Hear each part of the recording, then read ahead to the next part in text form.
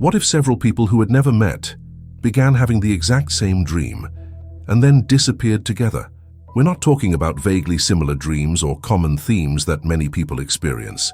We're talking about identical dreams with the same details, the same images, the same sequence of events, the same sensations. Dreams so precise that when these people finally met and began comparing what they were seeing every night, they realized with absolute horror that they were sharing something that should be impossible to share, the most intimate and personal experience of the human mind. This happened. It's not science fiction. It's not an urban legend. It's not a story invented to scare people. It's a real case, documented, investigated by authorities, and which remains to this day one of the most disturbing mysteries involving mass disappearances and shared consciousness phenomena ever recorded. And the more you learn about the details of this story, the harder it becomes to find a rational explanation that makes sense. Imagine waking up in the middle of the night, sweating profusely, with your heart racing after having an extremely vivid and specific dream. You saw a place you've never visited before in real life, but which in the dream seemed strangely familiar. There were specific symbols, an overwhelming feeling that you needed to be in that place, an inexplicable urgency. You try to go back to sleep, but the dream returns, night after night. The same experience, becoming more and more intense, more real, more impossible to ignore. Have you ever experienced this? Have you ever had a recurring dream that seemed to be trying to tell you something, to take you somewhere? Now multiply that experience by several people. People who live in the same region but have never met. People of different ages, completely different backgrounds, with no apparent connection between them. And they all begin to have exactly the same dream at the same time, with the same increasing frequency, with the same sense of urgency. How is this possible? What could cause such a phenomenon? This case happened in Arizona in 2019, in a small community where everyone knows everyone else, where life follows a tranquil and predictable rhythm, until the dreams began. And when people finally realized they weren't alone in this experience, when they discovered through casual conversations and social media posts that others were experiencing exactly the same thing, fear turned into collective panic. Because if several independent minds are accessing the same vision, the same dream experience, it means that it's not just a dream. It's something more. But what? Stay with me until the end, because what you're about to discover may surprise you and make you question everything you thought you knew about how the mind works, about the boundaries between the individual and the collective, about the nature of dreams and reality. We're talking about a phenomenon that challenges not only our understanding of psychology, but our basic understanding of how consciousness operates. The most terrifying thing isn't even the fact that these people had identical dreams. The most terrifying thing is what happened afterward. Because at a certain point, after weeks of increasingly intense shared dreams, these people began to act. Some tried to warn family and authorities about what they were experiencing. Others remained silent, carrying the lonely weight of something they knew no one would believe.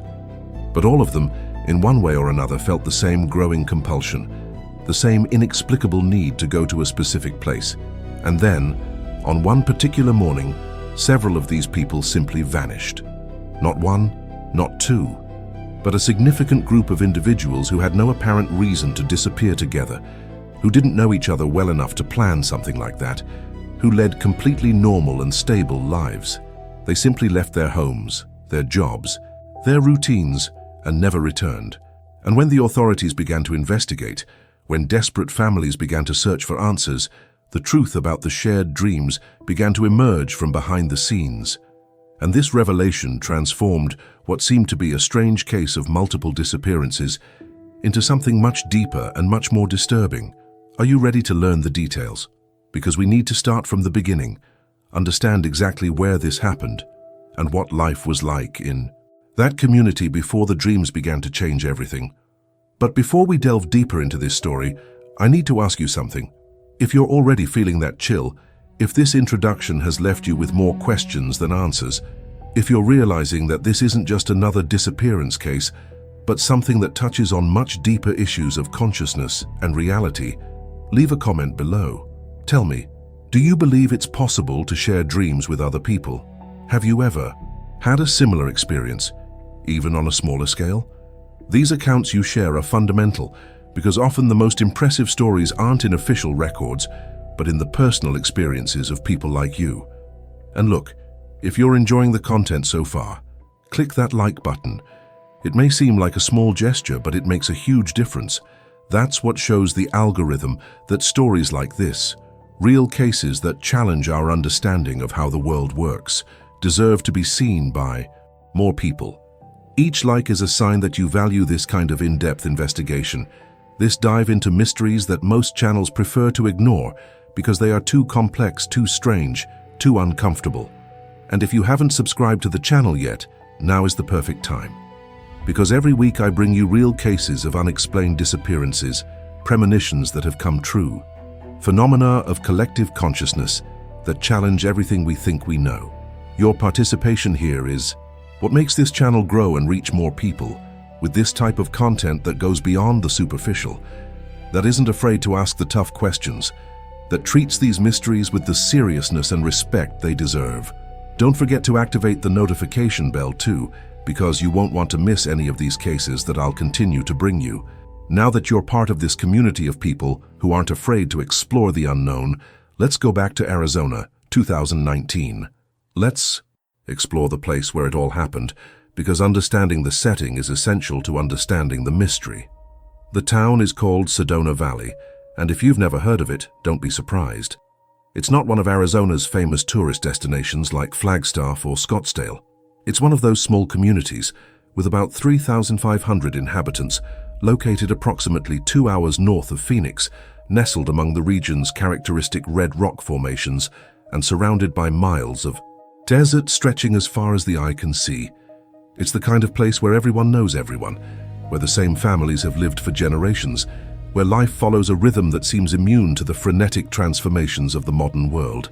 The local economy revolves mainly around small-scale agriculture, some cattle ranches, and very modest tourism from people passing through the region on their way to other, more well-known destinations.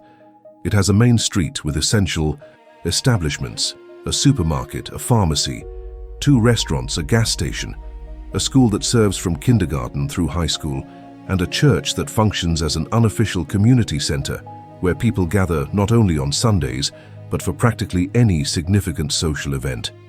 It's important for you to understand that Sedona Valley isn't a place where strange things happen. It's not one of those locations with a reputation for paranormal activity or ghost stories that attract curious onlookers. There are no local urban legends about UFO sightings or mysterious disappearances in the past.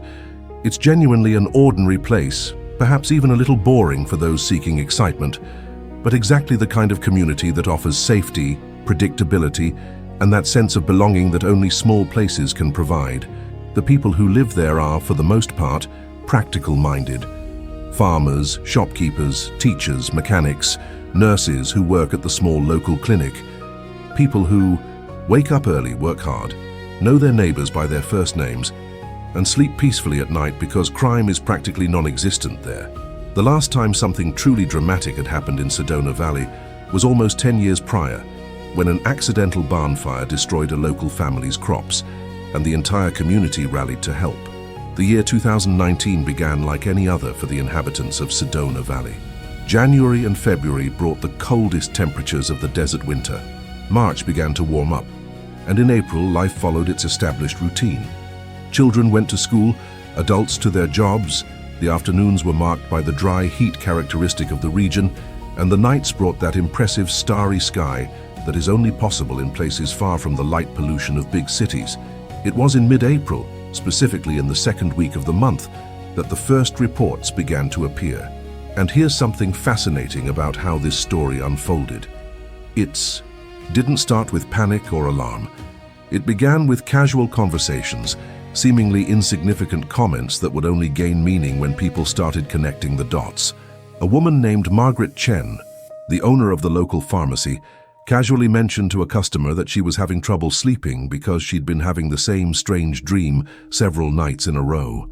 The customer, a teacher named Rebecca Torres, was a little taken aback and said she was also having trouble sleeping. because of recurring dreams. They laughed nervously, joked about something being in the water, and the conversation drifted to other topics. 2 days later, during lunch at the town's main restaurant, a group of men who regularly met to play dominoes began talking about sleep. One of them, a farmer named Robert Hayes, said he was waking up tired because strange dreams were disturbing his rest. Another man in the group, a mechanic named Daniel Ortiz, said he was experiencing exactly the same thing. They briefly compared notes, noticed some similarities in their dreams, but didn't think much of it. After all, everyone has strange dreams from time to time, right? What transformed these isolated reports into something the community could no longer ignore was a post on the town's Facebook group. Sedona Valley had a local group where people shared news, organized events, sold used items, the kind of thing typical of small communities. On a Tuesday night, a 23-year-old woman named Emma Rodriguez made a post asking if anyone else was having that dream about the place with the stones in a circle and the red sky. The impact of that post was immediate and unsettling. In less than 2 hours, there were over 40 comments from people saying that yes, they too were having that dream. 40 people in a town of 3,500 inhabitants, that's a significant percentage. And when they began to detail what they were seeing in their dreams in the comments, the collective realization that they weren't just similar themes but identical details caused a wave of unease that spread through the community like wildfire. The stones in a circle, the red sky, not like a sunset, but as if the very air were tinged with red. The feeling that they needed to be in that place, the sound that wasn't quite a sound but more of a vibration they felt in their chests, and the most disturbing thing, the presence. They all described feeling that there was something or someone in that place waiting for them, but they couldn't see what. The revelation that so many people were sharing the same impossible dreamlike experience created a division in the community. Some people were terrified, others fascinated, and still others deeply skeptical, thinking it was some kind of mass hysteria or elaborate prank. There was an impromptu meeting at the church that same week, where over 200 people showed up to discuss what was happening. The local pastor, a 60-year-old man, named Thomas Green, who had lived in Sedona Valley his entire life, tried to bring calm and rationality to the situation. He suggested that perhaps there was a psychological explanation, that the power of suggestion might be making people believe their dreams were more similar than they actually were. But when people began to draw what they were seeing, when they realized that the stone circles had the same number of stones in the same configuration in all the drawings, when they noticed that they all depicted the red sky with the same specific hue, skepticism began to give way to something closer to fear. Behind the scenes, some people began to conduct their own investigations. A science teacher at the local school tried to find explanations based on atmospheric phenomena or even gas leaks that could cause collective hallucinations. A retired doctor who lived in the city suggested it could be some kind of neurological virus affecting the population. But all these theories had obvious problems that failed to explain the specificity and synchronicity of the dreams. The hidden truth that no one wanted to admit was that something genuinely anomalous was happening in Sedona Valley. The journey of that community from a place of tranquil normalcy to the epicenter of one of the most disturbing mysteries involving collective consciousness was only beginning. And in the following days, the dreams didn't stop. They became more intense, more frequent, and more people began reporting that they were being affected. If you're realizing now that this wasn't just an isolated phenomenon, but something that was spreading and intensifying, comment below. The entire community was affected, because now we need to know exactly who the people were who had these dreams and then disappeared. Now I want to delve even deeper into this subject, because when you look at who the people were who shared these identical dreams and eventually disappeared, the mystery becomes even more impossible to explain through conventional theories. We're not talking about a cohesive group of close friends, people with obvious connections. We're talking about individuals of completely different ages, distinct backgrounds, who had no apparent reason to be connected in any way. In total, 17 people disappeared from Sedona Valley, 17 lives that simply vanished from the community in a period of less than 72 hours. And what makes this even more disturbing is that when you get to know each of these people, you realize they represented a perfect cross-section of the community. It wasn't a cult. It wasn't a group with a shared ideology. It wasn't anything that made sense. Let's start with Sarah Mitchell, 38 years old, mother of 2 young children, married for 12 years to a local electrician. Sarah worked part-time as a secretary at the school, and everyone described her as an extremely practical and down-to-earth person. She wasn't the type to believe in mystical things. Her life revolved around her children, her husband, and making sure the house ran smoothly. In every respect, she was an absolutely ordinary person, leading an absolutely normal life. Then we have Marcus Chen, just 19 years old, son of Margaret, who owned the pharmacy. Marcus was a freshman at community college, studying business administration because he wanted to help his mother expand the family business. He was a quiet boy who enjoyed video games and basketball. His mother later said that Marcus had never shown any interest in anything related to unexplained phenomena, that he was skeptical by nature. We also have Dorothy Williams, 72 years old, widowed for 5 years, who lived alone in a house she and her late husband had built decades ago. Dorothy was known as the kind lady who always brought pies to the neighbors and never missed a Sunday church service. She had 3 adult children who lived in other states. Dorothy had an extremely structured routine. She got up at 6 every morning, watered her garden, and read the Bible. The idea of Dorothy doing something impulsive was almost comical to those who knew her. Among the missing was also Jake Morrison, 26 years old, a mechanic who worked at the town's only gas station. Jake was single, lived in a small apartment, and spent his weekends repairing old motorcycles. He wasn't particularly sociable, but he was reliable and well-respected professionally. There was also Jennifer Rodriguez, 45 years old, a math teacher at the local school for over 20 years. Jennifer was divorced, lived alone, and was known as a demanding but fair teacher. She had a scientific mindset, teaching her students to think critically and to look for evidence. The irony of Jennifer being one of the people affected did not go unnoticed. Robert Hayes, 53 years old, owned a small farm where he mainly grew lettuce and tomatoes. Married for 30 years, father of 4 adult children, Robert was the stereotype of the hard-working and conservative farmer. He woke up before sunrise every day and worked the land until his body could no longer endure it. Emma Rodriguez, the 23-year-old who made that fateful Facebook post, was working as a waitress while trying to save money to move to Phoenix and study graphic design. Emma was creative, a dreamer in the figurative sense, full of plans for the future. She had just been accepted into a study program that would begin in the fall. And there were 10 more people, each with their own stories, their own lives. A retired meter reader of 61, a hairdresser of 32, a 16-year-old high school student whose parents were absolutely devastated, a 41-year-old nurse who worked at the local clinic, a 58-year-old agricultural equipment salesman, a 54-year-old local artist who painted desert landscapes, a 39-year-old plumber, a 66-year-old librarian, a 21-year-old young man who worked at the supermarket, and a 35-year-old woman who owned a small cafe. When you look at this list, what stands out is the absolute lack of pattern. Different generations, from teenagers to the elderly, different marital statuses, single, married, divorced, widowed, different occupations from manual labor to professional, different levels of education, different personalities, different social circles. The only thing they had in common was that they all lived in Sedona Valley. Some of them didn't even know each other. Dorothy, the 72-year-old woman, had probably never exchanged more than polite greetings with Jake, the 26-year-old mechanic. Emma, the waitress, and Robert, the farmer, lived in completely different worlds despite living in the same small town.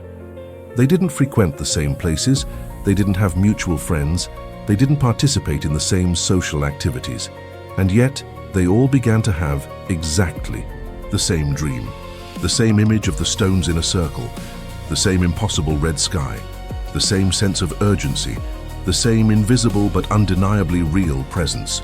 The transformation that was taking place in the minds of these 17 people did not respect age, gender, personality, or any other individual characteristic. The impact of this achievement on the community was profound, because if it had been a specific group, it would have been easier to create theories. But the sheer diversity of Those affected made any conventional explanation extremely problematic. The families of these 17 people were in a state of shock. They watched their loved ones, perfectly normal people they had known for years or decades, being transformed by something inexplicable. The dreams wouldn't stop, they became more intense, and the affected people began to change. They became more distracted, more obsessed with the dreams, less present in everyday life. It was as if a part of them was already somewhere else. If you're realizing now that there's no pattern to explain why these specific people were affected, the dream always began the same way for all 17 people. They saw themselves walking alone through a desert that seemed both familiar and completely alien. The ground was reddish sand, but not the normal Arizona sand they all knew. It was finer, almost like dust, and when they looked down, they could see their own footprints forming, but the footprints disappeared almost immediately, as if the desert were erasing any evidence that they had been there. The sky was the most unsettling part. Everyone described it in the same exact way: red. Not a sunset or sunrise red, but a deep, constant red that covered the entire sky from horizon to horizon, as if the very air was stained with blood, and there was no visible sun, no stars, no moon. Just that uniform, oppressive red that created a diffuse light coming from everywhere and nowhere at the same time. As they walked always in the same direction they instinctively knew to be north, they began to see something on the horizon.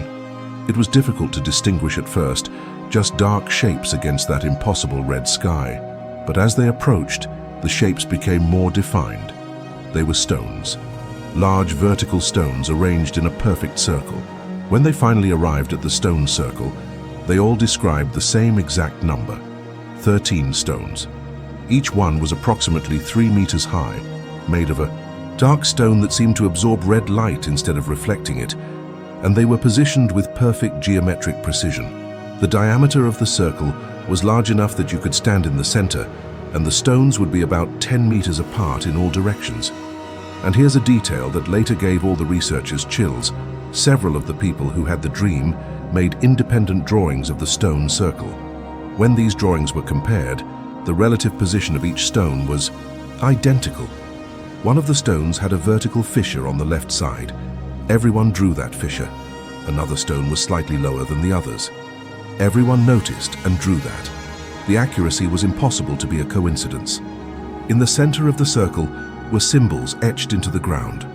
They weren't symbols from any known language, no alphabet anyone could identify. But all the dreamers described the same symbols, and when they tried to reproduce them, the designs were eerily consistent. There were 7 symbols in total, arranged in a specific pattern that some described as resembling a constellation or a map, but of something they couldn't identify. The sensation they experienced when inside the circle was universally described as a mixture of terror and fascination. Terror because there was something profoundly wrong with that place, something that fundamentally violated reality. But fascination because at the same time they felt they needed to be there, that that place was calling to them, that something important was waiting for them. And then came the part everyone most feared to recount: the presence. It wasn't something they could see, at least not clearly. It was more like when you feel someone is watching you, but amplified 1,000 times. It was a consciousness, vast and ancient and completely alien, that was in that place with them. Some described it as if there were multiple presences, others as if it were a single entity impossible to comprehend. The Mimos presence didn't speak with words, but somehow it communicated. It wasn't an audible voice. It was something that appeared directly in their minds as instant knowledge, and the message was always the same: you need to come. You need to be here in the real place. The door is opening. Some of the dreamers described trying to resist in the dream, trying to turn around and run from that place, but their bodies wouldn't obey. It was as if they had no control, as if they were observers in their own dreaming bodies. They were forced to stay there inside the circle, absorbing that impossible presence, feeling that growing urgency that they needed to find that place in reality. The next sequence of the dream was particularly terrifying. The ground inside the circle began to glow.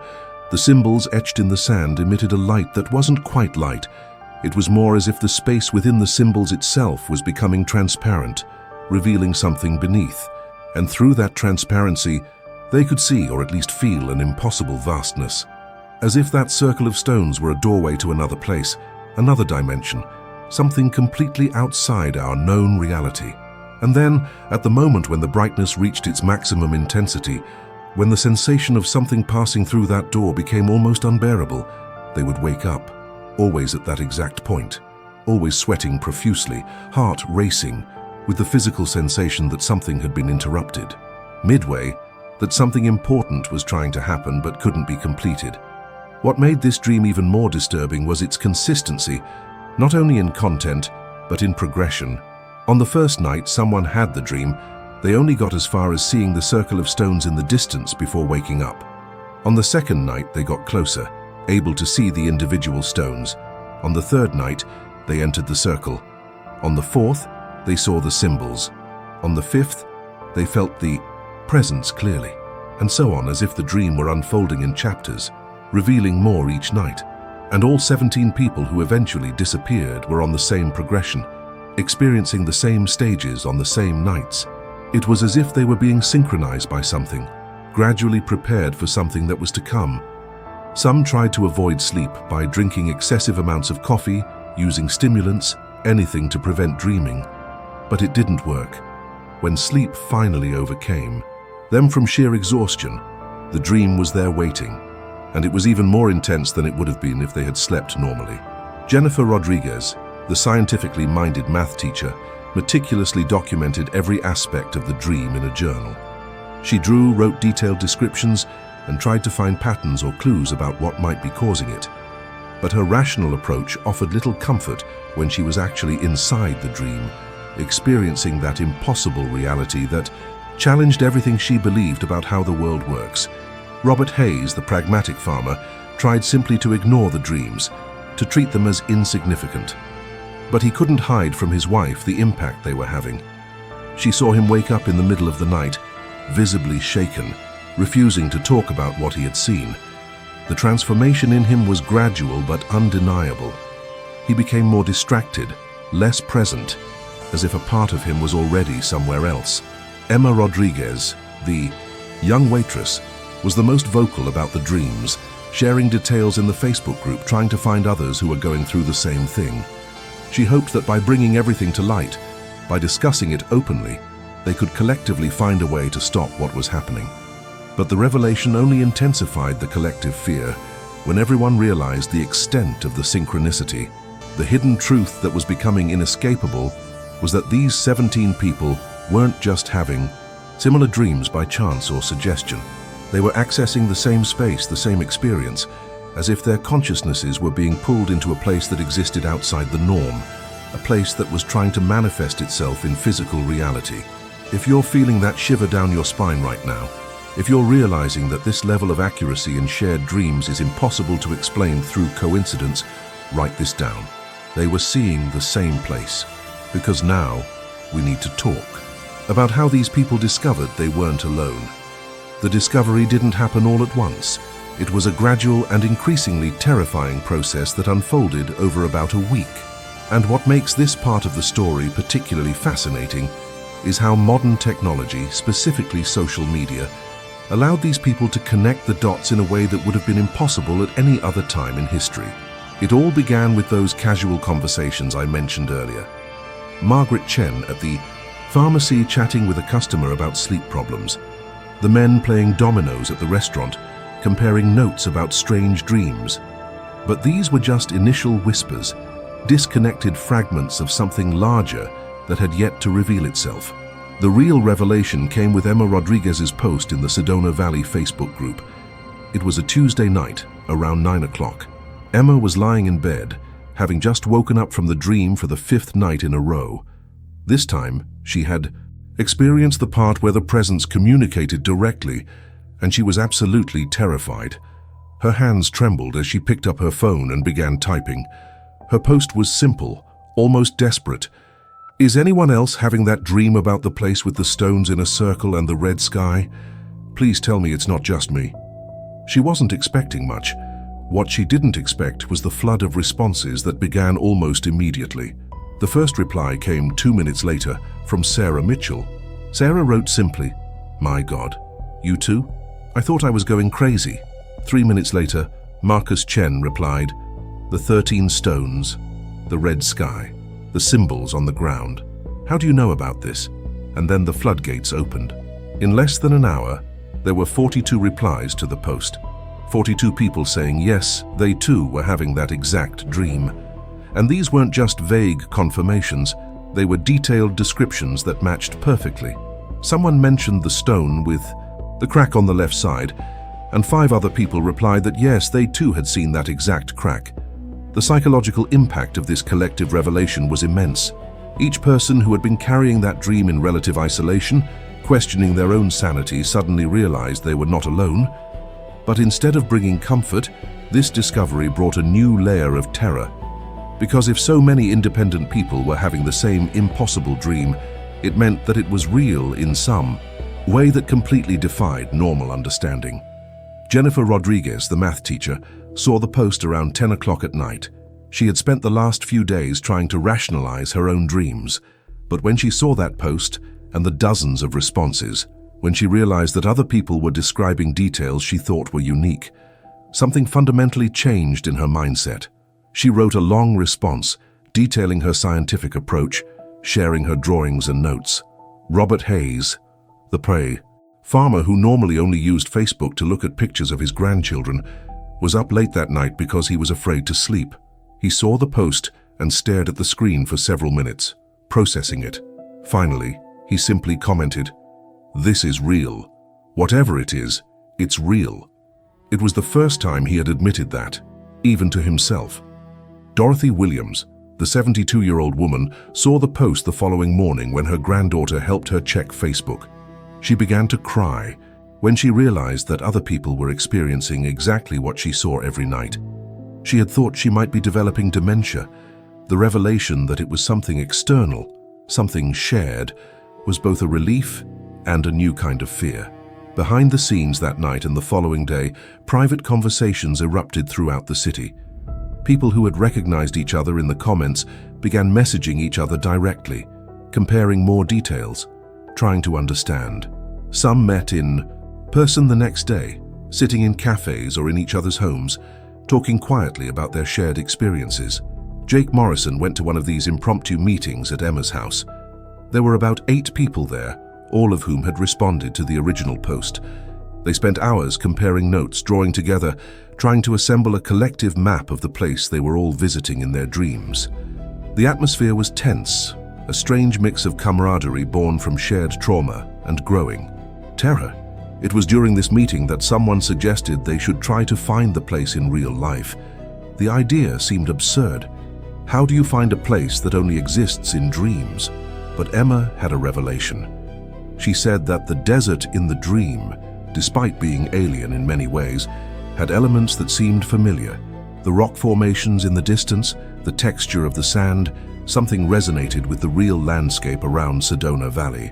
This shift in thinking, from viewing dreams as merely internal experiences to considering them as maps to a real place, was crucial. Some people resisted. Jennifer argued that they were falling into magical thinking, but others, especially those whose dreams had progressed further, felt an inexplicable certainty that the place was real, that it could be found, that it needed to be found. On social media, the post continued to grow. More people who initially hadn't seen it or who were hesitant began to speak up. The number rose to over 60 people, with some experience with the dream. But there was a core group of about 20 people whose dreams were identical in every detail. The revelation came to the attention of the authorities when the town sheriff, Tom Bradley, saw his own niece among those who had commented. He visited her concerned, and when he heard the full story, he realized it was beyond his jurisdiction. He didn't know whether to treat it as a public health problem or something more sinister. Bradley organized a meeting at the church where over 200 people attended. It was there that the true extent of the phenomenon became visible to the entire community. And when those who were having the most intense dreams spoke, sharing details that matched perfectly, the silence was absolute. The impact of this revelation on the community was profound. Families were divided between those who believed that something genuinely anomalous was happening and those who insisted that there had to be a rational explanation. But it became increasingly difficult to remain skeptical when you heard 17 independent people describing identical details. If you're only now realizing the terrifying moment when an entire community realized that something impossible was happening. Now I want to delve even deeper into this subject because one of the most frustrating and tragically human parts of this story is how the 17 people who eventually disappeared desperately tried to communicate what was happening and how they were met with a mixture of skepticism, condescending concern, and even ridicule. Even after that collective revelation on Facebook, there was a huge gap between those who were intensely experiencing the dreams and the rest of the community. Sarah Mitchell, a mother of two, tried to explain it to her husband in the very first week.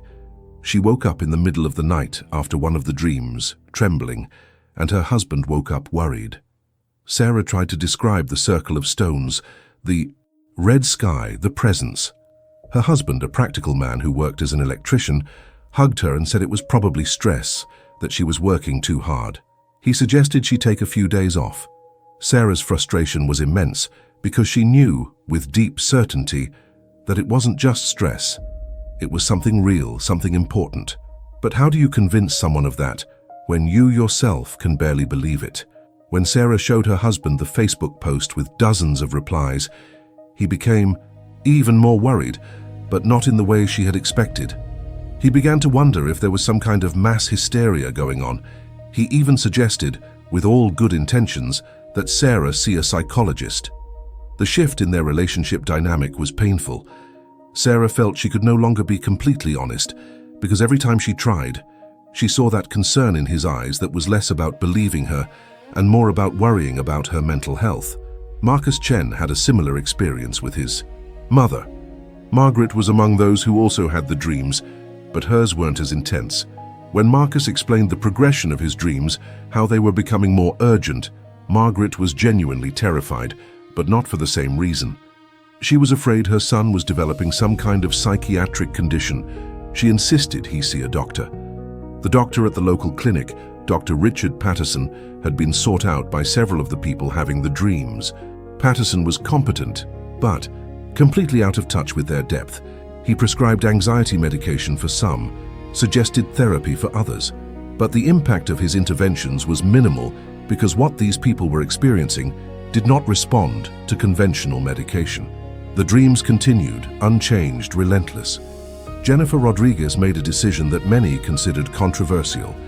She spoke openly about dreams in her classes, not in frightening detail, but exploring how the scientific method could be applied to unexplained phenomena. Some parents were very unhappy. There were complaints to the principal that Jennifer was sharing inappropriate content. A meeting was called where she was instructed to stop discussing her personal dreams. She felt silenced, as if her professional credibility was being questioned. Robert Hayes, the rancher, went to Sheriff Tom Bradley in person and tried to explain that something dangerous was happening. He asked Bradley to investigate remote areas of the desert looking for a circle of stones. Bradley listened patiently, took notes, but deep down thought Robert was having some kind of breakdown. He promised to look into it, but didn't prioritize it. The hidden truth was that even well-intentioned people lacked the mental framework to adequately process what was being communicated. Our society's mindset is deeply skeptical of phenomena that don't fit into established scientific categories, and that's generally a good thing. It protects us from unfounded beliefs. But in this case, that healthy skepticism became a barrier that prevented appropriate action. Emma Rodriguez faced perhaps the harshest backlash. After her post went viral, she became the public face of the phenomenon. Some people reached out to her for support, but others began blaming her for spreading panic. There were cruel comments on social media suggesting she was seeking attention. An older man confronted her in the supermarket, saying loudly enough for others to hear that she should be ashamed of scaring people with nonsense about dreams. The psychological impact of trying to communicate something profoundly real, only to be dismissed or ridiculed, was devastating. They began to isolate themselves, communicating only with each other. A sort of community within the community formed. united by shared experience, but increasingly alienated from the rest of Sedona Valley. Dorothy Williams had a particularly painful journey. Her adult children, upon learning of her dreams, immediately assumed she was developing dementia. They began arguing amongst themselves about the possibility of her needing assisted care. Dorothy overheard part of one of these conversations by accident and was utterly devastated. She tried to explain that her mind was clear, that what she was experiencing was shared by many other people. But the more she insisted, the more worried her children became. Jake Morrison dealt with the situation by completely shutting himself off. He stopped trying to explain it to anyone. In the depths of his mind, he processed the meaning of the dreams, the growing urgency, all by himself. His emotional isolation worried his friends, but when they tried to reach out, Jake pushed them away. There were attempts to seek help outside of Sedona Valley. Jennifer contacted a psychology professor at a university, sending a detailed email. The response was polite, but essentially dismissed her experience as mass hysteria.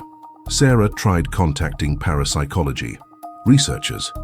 Some were interested but said that scientific research takes time and that they would need to establish protocols. The collective frustration of the 17 reached a turning point when they realized they couldn't rely on outside help, that the very nature of what they were experiencing was far beyond what conventional institutions could process.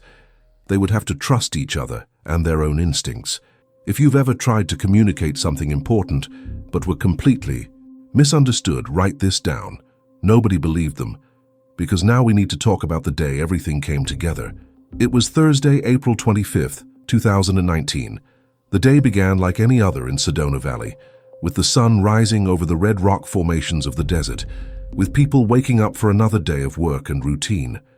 No one could have imagined that before sunset, 17 members of that community would simply cease to exist there. And what is most disturbing is that when you follow chronologically what each one was doing that day, you realize that there was no obvious moment of collective decision, no planned meeting, no visible organization. It was as if something invisible was orchestrating their movements, gradually pulling them towards the same destiny. Sarah Mitchell woke up at 6 in the morning as usual. She made coffee, prepared breakfast for the children, and helped them get ready for school. Her husband later said she seemed distracted that morning, quieter than usual, but not alarmingly different. Sarah took the children to school at 7:30, and colleagues confirmed that she arrived at the school office around 8. She worked normally during the morning, processing paperwork and answering calls. But around 11 o'clock, she told a colleague that she wasn't feeling well and needed to go home to rest. She left work at 11:15. That was the last time anyone at the school saw her. Marcus Chen was in class at the community college that morning. His attendance was recorded until 10 o'clock. But when the professor took attendance at the 11 o'clock class, Marcus wasn't there. Classmates said he had mentioned between classes that he needed to take care of something urgent and that he might not return in the afternoon. No one asked for details. They assumed it was something personal or family related. Marcus texted his mother at 10:30 saying only, "I need to do something. I love you." Margaret Chen kept that message and read it 1,000 times afterward, trying to find some hidden meaning in the simple words. Dorothy Williams was last seen by a neighbor at 9 in the morning, watering her front garden as she did every morning. The neighbor waved, and Dorothy waved back with her characteristic gentle smile. But when Dorothy's children tried to call her in the afternoon, following their daily routine, she didn't answer. And when they went to check on the house the next day, they found everything tidy. The garden tap turned off, but Dorothy simply wasn't there. Jennifer Rodriguez went to school as usual that morning. She taught 2 math classes and graded some assignments during break. But when lunchtime arrived around noon, she told the principal she needed to leave early for urgent personal reasons. The principal, still a little tense about the shared dream situation, hesitated, but eventually allowed it. Jennifer left school at 12:20 p.m. Security cameras in the parking lot showed her getting into her car and driving off the property. She did not return to retrieve her personal belongings, which were left in the teacher's lounge. Robert Hayes had been working on the farm since before dawn, as was his custom. Employees who worked for him said that Robert seemed normal during the morning, perhaps a little quieter, but nothing alarming. Around 10:30, he said he needed to go to town to sort something out at the bank. But bank records show that Robert never appeared at any branch. His pickup truck was found days later, parked on the side of a dirt road in the desert. Keys still in the ignition, doors unlocked. Emma Rodriguez was working the lunch shift at the restaurant. She served tables, chatted with customers, and seemed perfectly normal until around 1 p.m. That's when she told the manager she was feeling strange and needed some fresh air. She left through the back door of the restaurant, saying she would be back in 5 minutes. She didn't return. Her apron was found, neatly folded on a chair outside, as if she had taken it off and tidied it up before leaving. Jake Morrison was working at the gas station. Security cameras showed him serving customers normally until 2 p.m. Then, in one of the strangest things captured on video, Jake simply stopped what he was doing in the middle of changing a car's oil, wiped his hands on a cloth, said something to the customer that witnesses later described as, "Sorry, I need to go now," and walked straight out of the station. He left tools on the ground, left the customer's car on the lift platform. Cameras showed him walking down the highway toward the desert until he went out of sight. The pattern that emerges when you map all 17 disappearances is both clear and inexplicable. They all left what they were doing at different times throughout that day, always saying they needed to go, always giving vague excuses or no excuse at all. And they were all seen or had their vehicles found heading in the same general direction, northeast of the city towards a remote area of the desert that was rarely visited. There was no visible communication between them coordinating this. Phone records were checked extensively afterward. There were no calls or messages between most of the 17 people that day. Some didn't even have each other's phone numbers, and yet they all began converging on the same area as if they were following a calling that only they could hear. The impact of this realization on families was devastating, because it wasn't as if their loved ones had been kidnapped or suffered some sudden accident. They simply decided to leave, interrupting their lives midway, leaving everything behind. Sarah dropped her children off at school, knowing she would need to pick them up later. Marcus left his backpack with books and laptop at college. Jennifer left papers to be graded. Robert left employees waiting for instructions. It was as if everyone knew they wouldn't need those things where they were going. Behind the scenes of that day, something was drawing those 17 people to a specific point in the desert, and each one's journey to that point was solitary. Traffic cameras and witnesses show that they were driving or walking alone, not in a group, but all going to the same place, arriving at different times throughout the afternoon and early evening. As the sun began to set that Thursday, and families realized their loved ones hadn't returned, as calls went unanswered, as the search began, panic quickly set in. Sheriff Bradley received the first call from a worried wife at 6 in the evening. By 7 o'clock, he had at least a dozen missing persons reports, and as he began to compare the names, he realized with growing horror that they were all people from the Dreamers list. A search was organized immediately for that very night, but the desert at night is vast and dangerous. They would have to wait until the following morning for a full search. And it was on that Friday morning, as helicopters flew over the area and teams on foot scoured the terrain, that they found something that made everyone stop and think. The official investigation began on the evening of Thursday, April 25th, when Sheriff Tom Bradley realized he wasn't dealing with isolated cases of missing persons, but with something much larger and more complex. At 8 p.m., he contacted the FBI, recognizing that this was beyond the capacity of the local department. Federal agents arrived in Sedona Valley the following morning, establishing a base of operations at the sheriff's office itself. The first major search operation was launched at dawn on Friday. 3 helicopters equipped with thermal cameras, more than 100 local volunteers organized into teams, sniffer dogs and drones flew over the area. The initial focus was on the northeastern region of the city, based on recent sightings and vehicles found. And it was around 10 in the morning that one of the helicopters reported something unusual. About 22 kilometers from the city, in an extremely remote area of the desert that rarely received visitors, there was a formation that did not appear on detailed maps of the region. When the ground team arrived at the site, they found something that made everyone stop in their tracks, initially unable to process what they were seeing. It was a circle of stones, 13 vertical stones, each approximately 3 meters high, arranged in a perfect geometric pattern. The FBI special agent in charge of the investigation, a man named Richard Chen, who had no family relation to Marcus or Margaret Chen, described that moment in official reports as the most surreal of his 22-year career, because he had been briefed on the shared dreams, had read the descriptions, seen the drawings that people had made, and there it was, in physical reality, corresponding with impossible precision to the dreams. One of the stones had a vertical fissure on the left side, exactly as described. One stone was slightly lower than the others, exactly as in the drawings. In the center of the circle, etched into the compacted sand, were symbols. The same 7 symbols that dozens of people had tried to reproduce on paper weeks before. The correspondence was so precise that when they placed the drawings next to photographs of the actual symbols, they were virtually identical. This immediately ruled out any simple theory of suggestion or collective imagination. People had dreamed of a real place, with specific details that physically existed in the desert. But the 17 people were not there. The area was meticulously searched. There were no bodies, no signs of a struggle, no blood.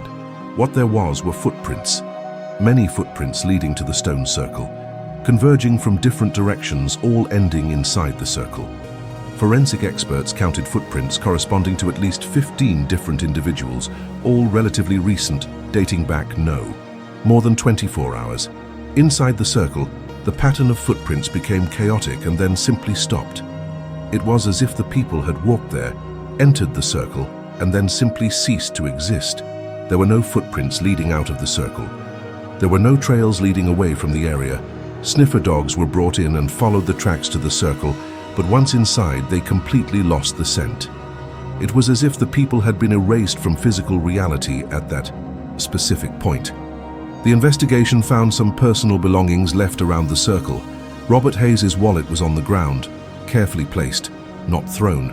Emma Rodriguez's cell phone was there, battery still charged, but no messages sent or received after she left the restaurant. Glasses that belonged to Jennifer Rodriguez were folded on a rock.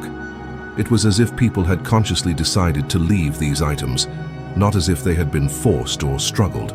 Now, I want to delve even deeper into this matter because the way the authorities handled this case reveals a great deal about the limits of our institutions when confronted with the truly inexplicable. Agent Chen established multiple simultaneous lines of investigation. One team focused on verifying if there was any geological or atmospheric explanation for the stone circle. Geologists were brought in and determined that the stones were of natural origin in the region, but that they had clearly been moved and positioned by humans. The question was when and by whom. Research with local indigenous peoples, attempting to determine if there was any ancestral history or cultural significance to that location, revealed nothing. Elders from nearby tribes said they did not know of that circle, that it was not part of their traditions or known sacred territories. One theory that briefly emerged was that it might be a recent construction secretly made by someone as part of some elaborate plan. But the erosion on the stones and the way they were partially buried in the sand suggested that they had been there for a very long time, decades at least, possibly centuries. Analysis of the symbols engraved on the ground yielded no definitive answers. Linguists and experts in ancient symbols were unable to identify them as belonging to any known writing system. Some suggested vague similarities to symbols used by ancient Mesopotamian cultures or to petroglyphs of Native American peoples, but nothing conclusive. The origin and meaning of the symbols remained a mystery. The investigation also focused extensively on the 17 missing individuals, searching for any connection that would explain why they specifically were affected. Financial records were examined, looking for suspicious payments or unusual transactions that might indicate involvement in some cult or secret organization. Nothing was found. Electronic communications, emails, text messages, everything was analyzed, aside from discussions about dreams. Shared on social media and private messages, there was nothing to suggest coordinated planning of voluntary disappearance. Psychological profiles were constructed for each of the 17 people. Forensic psychiatrists reviewed all available information, attempting to identify behavioral patterns that suggested collective suicidal tendencies or susceptibility to cult manipulation. The conclusion was that, except for shared dreams, these people did not present a typical profile of cult members or individuals in acute psychological crisis. One of the most serious theories investigated was the possibility of organized criminal abduction. Perhaps someone had somehow orchestrated the dreams, perhaps through drugs in the water or unknown technology, to manipulate these people into going to the location where they were captured. But this theory had obvious problems. There was no evidence of vehicles other than those of the victims in the area. There were no signs of a struggle or multiple additional people. And the specificity of the dreams, beginning weeks earlier, was difficult to reconcile with any known type of external manipulation. The case attracted national and even international attention. Journalists descended on Sedona Valley. Conspiracy theories began to flourish online. Some claimed it was a secret government experiment involving mind control. Others suggested extraterrestrial involvement. Religious groups proposed it was the rapture or some kind of divine judgment. Each theory had its passionate supporters, but none had solid evidence. The FBI kept the stone circle isolated as a potential crime scene for months. Forensic analysis continued, searching for any biological traces, any clue about what had happened there. They found DNA from the 17 people inside the circle, confirming that they had all been present. But they found no DNA from anyone else, no unknown perpetrator. 6 months after the disappearances, with no significant progress, no bodies. Found no clues about the people's whereabouts, the case was officially classified as unexplained disappearances under extraordinary circumstances. It remains technically open to this day, but there is no active investigation underway. The stone circle is still there in the desert, occasionally visited by curious onlookers and researchers. If you're realizing now that even with all the resources of the authorities, even with the FBI and experts, they couldn't explain what happened, write this down. It defied all explanation. Because now we need to explore the theories that have emerged, trying to make sense of the impossible. Now I want to delve even deeper into this subject, because when a case like this defies all conventional explanations, multiple theories inevitably emerge, attempting to fill the void left by the lack of definitive answers. And the fascinating thing is that each theory reveals as much about the person proposing it as about the mystery itself. The most serious scientific theory proposed by psychologists and neuroscientists is that of collective consciousness or morphogenetic field. The basic idea is that under certain circumstances, especially in small and isolated communities, there can be an unintentional synchronization of mental states between individuals. Some researchers point to studies on how groups of people can unconsciously coordinate heart rhythms, brainwave patterns, and even sleep cycles when living in close proximity. The theory proposes that something in Sedona Valley created conditions for the minds of these 17 people to synchronize in an extraordinary way, generating shared dream experiences. The problem with this theory is that it doesn't explain the specificity of the dreams, particularly the fact that the dreamed place actually existed with precise details that people couldn't have known beforehand. It also doesn't explain the physical disappearance. The theory might address shared consciousness, but where? Did they go after arriving at the circle? Another scientific perspective focused on geological or atmospheric phenomena. Researchers investigated whether there was something unique about that area of the desert that could affect the human brain. Some rock formations contain high concentrations of magnetic minerals that could theoretically influence neural activity. There is also the phenomenon of infrasound, sound frequencies below the threshold of human hearing that can cause feelings of discomfort, fear, and even hallucinations. But this theory also has serious problems. Even if such conditions existed and could influence the brain, how would that explain identical dreams among people who weren't physically present when the dreams began? How would it explain the disappearance? Government conspiracy theories have gained significant traction online. Some propose that the stone circle was actually part of a secret military experiment involving mind control technology. In this interpretation, the shared dreams were transmitted signals, and the 17 people were lured there for some sinister purpose.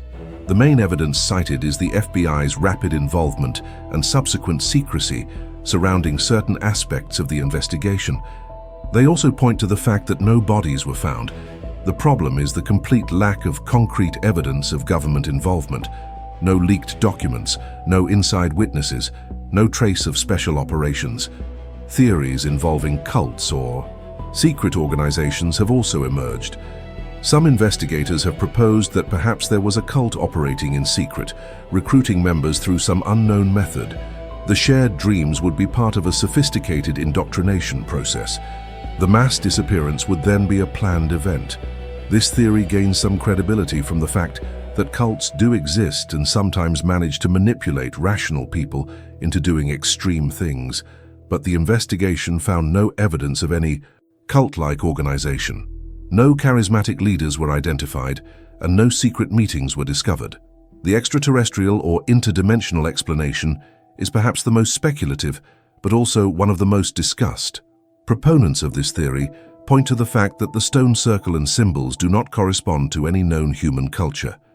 They suggest that the site could be a portal or point of contact with non-human intelligences. The shared dreams would be telepathic communications, preparing people for an encounter. The disappearance would then be an abduction or voluntary transport to another plane of existence. This theory has the benefit of potentially explaining all aspects of the case that other theories struggle to address. But it also requires accepting premises that lack current scientific support, such as the existence of extraterrestrial intelligences visiting Earth or accessible parallel dimensions. There are also more spiritual or metaphysical perspectives. Some propose that the stone circle is an ancient spiritual power site, perhaps used by prehistoric civilizations for rituals. The 17 people would have been spiritually sensitive, able to perceive energies that others could not. The dreams would be genuinely prophetic. The disappearance would be a spiritual transformation, an ascension or transition to another state of being. This interpretation offers comfort to some families. The idea that their loved ones have not died, but have somehow transcended.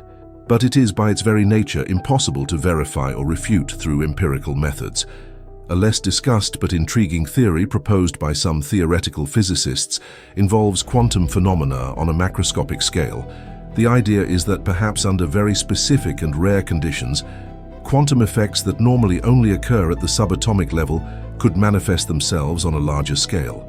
Quantum entanglement of consciousness, or even the possibility that the circle marked a point where the normal laws of physics were temporarily suspended. What all these theories have in common is that each explains some aspects of the case, but none explains everything satisfactorily. And perhaps that is the most important lesson, that there are phenomena in the world that defy our current categories of understanding. The human mind wants definitive answers, wants to fit mysteries into known boxes, but sometimes the most honest truth is to admit that we simply don't know. The Sedona Valley case remains officially unsolved to this day, more than 5 years after that day in April 2019, when 17 people simply vanished from the face of the earth. No bodies were found. None of the people were ever seen again. There were no further communications, no sign of life, no evidence that they are anywhere in this world. For all practical and legal purposes, they simply ceased to exist in that circle of stones in the Arizona desert. The families of the 17 people live in a painful limbo between grief and hope. Some have chosen to hold memorial ceremonies, accepting that their loved ones will likely never return. Others refuse to issue death certificates, clinging to the hope that someday there will be answers, that perhaps the people will return as mysteriously as they disappeared. Sarah Mitchell's husband keeps her room exactly as it was, her clothes still in the closet, her photos still on the walls. He says that until he has a body or a definitive explanation, he cannot fully accept that she is gone. Margaret Chen, Marcus's mother, became a vocal advocate for research into consciousness and anomalous phenomena. She established a foundation in her son's name, dedicated to funding serious scientific studies into shared experiences of consciousness, premonitions, and other phenomena that are typically dismissed by mainstream science. Her mindset completely changed after losing her son, from skeptical and practical to open-minded and determined to find answers wherever they may be, even if it means questioning fundamental assumptions about how reality works. Sedona Valley was never the same after that April.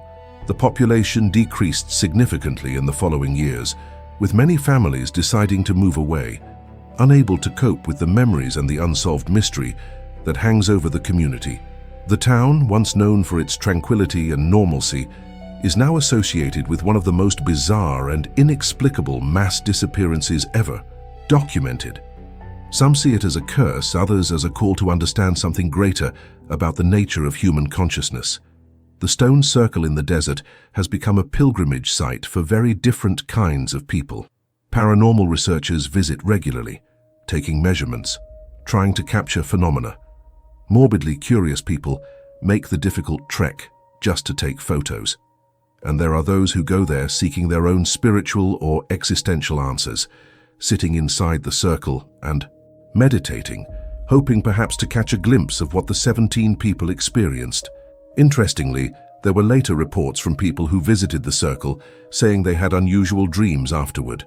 Not as specific or intense as the original shared dreams, but still disturbing and memorable. This raised questions about whether the location itself has some property that affects consciousness, or whether the power of suggestion and knowledge of the story are creating self-inflicted experiences. The hidden truth that this case forces us to confront is that there are limits to what we can know and understand with our current tools and paradigms. We live in an era of tremendous scientific confidence, where we feel that eventually we will be able to explain everything through physics, chemistry, and neuroscience. But cases like Sedona Valley remind us that there are phenomena that challenge this confidence, suggesting that perhaps our understanding of consciousness, time, and reality is far more limited than we would like to admit. So let's get to the fundamental questions this case raises. Could our dreams truly be windows to shared realities? Is it possible that, under certain conditions, the barriers that normally separate one mind from another become permeable, allowing for genuinely collective experiences instead of merely individual ones? And if this is possible, what does this mean about the nature of consciousness? Does it suggest that consciousness is not as individual and isolated as we think, that perhaps there is some shared substrate, some field where all minds connect in ways we don't yet understand? Or was something manipulating multiple minds at the same time? That's a more sinister possibility. Is there some intelligence, human or non-human, terrestrial or extraterrestrial, capable of projecting images and compulsions directly onto the human brain? And if so, what was the purpose? Why select these specific 17 people? What was achieved with their disappearance? These unanswered questions are perhaps more disturbing than the disappearance itself. There is also the profound philosophical question of destiny versus free will. If the dreams were genuinely premonitory, showing a future that later came true, does this suggest that the future was somehow already written? And if it was written, did the 17 people have any real choice? When Sarah Mitchell left work claiming illness, when Marcus Chen dropped out of class, when each of them made those decisions that led them to the circle, were they exercising free will or simply following a predetermined script they had seen in the dreams? The journey of trying to understand this case inevitably leads us to questions that go far beyond a disappearance mystery. It forces us to question fundamental assumptions about consciousness, about the nature of time, about whether reality is as solid and objective as we think, or whether there are fluid and subjective aspects that we cannot capture with our current scientific instruments. The impact of this case on how we think about dreams and premonitions is significant. Before Sedona Valley, most people would have dismissed identical shared dreams as impossible or as coincidence if reported. But the meticulous documentation of this case, the drawings that matched the actual location, the fact that the FBI and experts couldn't explain it, all of this forces even skeptics to at least consider that perhaps there is more to dreams than random processing of memories during sleep. There is also an aspect of personal transformation. Many people who study this case report that it fundamentally changed how they relate to their own dream experiences. They pay more attention, write down dreams that seem significant, and become more open to the possibility that perhaps dreams can occasionally provide genuine information about reality instead of always being just internally generated fictions. Behind the scenes in the high scientific community, the Sedona Valley case is debated with discomfort because it is too well documented to ignore completely, yet it doesn't fit into any established paradigm. Some see it as an opportunity to expand our understanding, to develop new models of how consciousness works. Others prefer to treat it as an isolated anomaly, an atypical case that shouldn't divert resources from more conventional research. What no one can deny is that something extraordinary happened in Sedona Valley. 17 people had identical, impossible experiences and then disappeared without a trace. No matter which explanation you choose to believe, the central fact remains unexplained and deeply disturbing. If you're leaving this story with more questions than answers, with a renewed sense that the universe is more mysterious than we admit, write in the comments, "Dreams are more than they seem," because that's the most honest conclusion we can draw from a case that defies all our assumptions. Look, if you've made it this far with me, if you've followed every detail of this impossible story from the first shared dreams to the collective disappearance that no one can explain, I want to truly thank you. It's not easy to delve into cases that challenge how we understand consciousness, that make us question whether our dreams are merely creations of our individual minds, or if they can sometimes be windows to something much larger and more mysterious. If you haven't subscribed to the channel yet, now is the perfect time, because every week I bring you real stories like this one, cases of unexplained disappearances, premonitions that have come true, phenomena of collective consciousness that challenge everything we think we know. And I do it with the same care and depth you saw here today, treating each mystery with the seriousness it deserves, without cheap sensationalism, but also without fear of exploring possibilities that go beyond what conventional science is ready to accept. And if you've truly stayed with me until the end, if this journey through the mystery of Sedona Valley has touched you in some way, leave a comment saying, "Connected Consciousnesses." I read every comment, every personal story you share about strange dreams or experiences you can't explain. And often, these accounts are as fascinating as the cases I present here. This community we are building is made up of people who aren't afraid to ask the tough questions. Click the like button too, because that helps more people find this kind of content. It shows that there's an audience for real mysteries, treated with depth and respect, that we don't have to choose between healthy skepticism and openness to the extraordinary. We can have both. And before you go, there's a video here about the diary of a teenage girl who wrote about a night call days before disappearing. It's another case of impossible premonition that will make you question everything again. Click and continue with me. There, because the journey through the deepest mysteries of human consciousness is only just beginning. Until the next impossible case.